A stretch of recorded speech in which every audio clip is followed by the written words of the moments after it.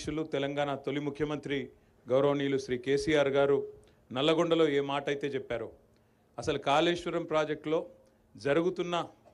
ప్రచారం ఏంది, గోబెల్స్ ప్రచారం ఏంది, అసలు వాస్తవం ఏంది అని చెప్పడానికి ఇవాళ మేము తప్పకుండా మేడిగడ్డకు పోతామని కేసీఆర్ గారు నల్లగొండలో ఏ ప్రకటన అయితే చేసినారో దానికి అనుగుణంగా ఇవాళ మేమందరం కూడా అక్కడ మేడిగడ్డ బరాజు, ఆ తర్వాత ఇప్పుడే ఇక్కడ అన్నారం బరాజు రెండు కూడా చూసి ఇది మొదటి అంకంగా మొదటి అడుగుగా ఈరోజు ఇక్కడికి రావడం జరిగింది.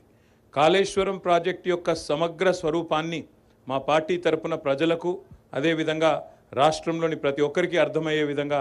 ఆవిష్కరించే క్రమంలో ఇది మొదటి అడుగు మాత్రమే. దీని తర్వాత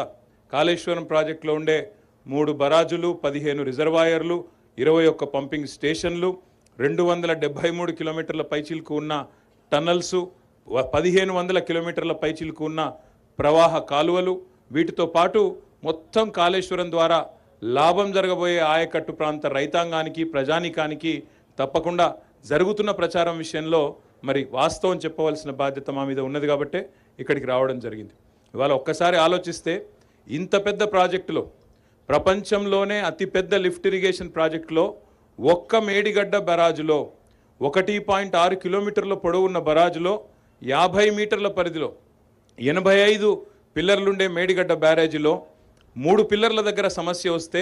మొత్తం కాళేశ్వరమే వేస్ట్ అయిపోయింది, 1,00,000 కోట్లు వేస్ట్ అయింది అనే విధంగా ఈ రాష్ట్ర ప్రభుత్వం ఏదైతే ఒక దుర్మార్గమైన ప్రచారం చేస్తున్నదో దాన్ని తిప్పికొట్టడంతో పాటుగా రాష్ట్ర ప్రజల పక్షాన ప్రధాన ప్రతిపక్షంగా మేమందరం కూడా ఇవాళ కేసీఆర్ గారి ఆదేశం మేరకు ఇక్కడికి వచ్చినాం.